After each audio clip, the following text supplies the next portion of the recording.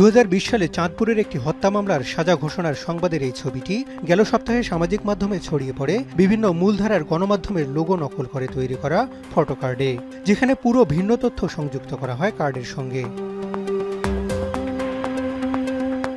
একইভাবে সোমবার জামাত আমিরের এক্স অ্যাকাউন্ট হ্যাকের ঘটনায় ডিবির এক কর্মকর্তার বক্তব্য দিয়ে তৈরি হওয়া ফটো কার্ড ছড়িয়ে পড়ে বিপরীত বক্তব্যে। দেশের আইনশৃঙ্খলা বাহিনীর ঊর্ধ্বতন কর্মকর্তা, রাষ্ট্রীয় বিভিন্ন প্রতিষ্ঠানের নামেও ছড়ানো হচ্ছে এসব নানা ভুয়া কার্ড। দেশের ফ্যাক্ট চেকিং সংস্থা ডিসমিস ল্যাবের তথ্য অনুযায়ী ডিসেম্বর থেকে জানুয়ারির মাঝামাঝি সময় পর্যন্ত ভুয়া খবর ছড়ানোর হার বেড়েছে 40%, যা খুবই উদ্বেগজনক।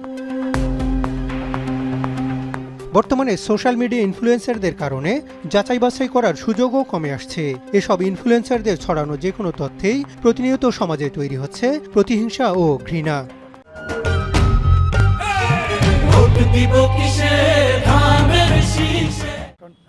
নির্বাচন ঘিরে শীর্ষ নেতৃত্বের ক্ষমতার চূড়ান্ত আকাঙ্ক্ষায় তীব্র প্রতিদ্বন্দ্বিতায় জন্ম নেয়া বিরোধের মধ্যে এমন বানোয়াট সংবাদ সহিংসতা উস্কে দেয় বলে মনে করছেন ঢাকা বিশ্ববিদ্যালয়ের শান্তি ও সংঘর্ষ অধ্যয়ন বিভাগের এই অধ্যাপক।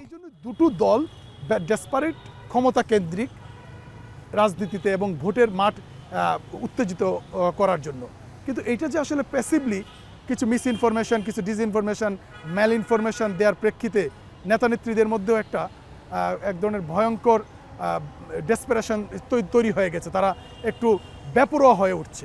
এই বেপরোয়া হয়ে ওঠার কারণেই মূলত এই সংঘর্ষগুলা তৈরি হচ্ছে। দেশের মূল প্রতিদ্বন্দ্বী রাজনৈতিক দলগুলোর সমর্থকদের পাশাপাশি প্রতিবেশী দেশ ভারতের গণমাধ্যমও পরিকল্পিত ভুয়া তথ্য ছড়াচ্ছে বলে জানান দ্য ডিসেন্টের সম্পাদক। এই যে নির্বাচনটা হচ্ছে, এটাকে কিভাবে একপেশে এটা নির্বাচন হচ্ছে না, এটা খুবই পার্টিসিপেটরি না, এই টাইপের, মানে যেহেতু আওয়ামী লীগ নাই, ফলে এই ব্যাপারটাকে তারা খুব হাইলাইট করতেছে তাদের রিপোর্টে। গত কয়েক সপ্তাহে ইন্ডিয়ান মিডিয়া সব মিলিয়ে সম্ভবত 200 রিপোর্ট করছে। আমরা জাস্ট 5টা সংবাদের মাধ্যমে পেলাম 200-র কাছাকাছি রিপোর্ট করছে, যেগুলো হচ্ছে বাংলাদেশ রিলেটেড করছে রিপোর্ট, এবং এগুলোর বেশিরভাগ রিপোর্ট হচ্ছে সংখ্যালঘু নির্যাতন রিলেটেড। বাস্তবে সংখ্যালঘু নির্যাতন যা হওয়ার স্বাভাবিকভাবে বাংলাদেশে বিভিন্ন সময় হচ্ছে, এখন হুট করে সংখ্যালঘু নির্যাতনের ঘটনা কিন্তু বাংলাদেশে এই যে নির্বাচনগুলোকে বেড়ে যায় নাই। আমাদের কাছে এরকম কোনো ডাটা নাই। নির্বাচন ঘিরে এই পরিস্থিতি আবারও সংকটে ফেলছে মূলধারার গণমাধ্যমকে। হাসান আল মাহমুদ, এখন, ঢাকা।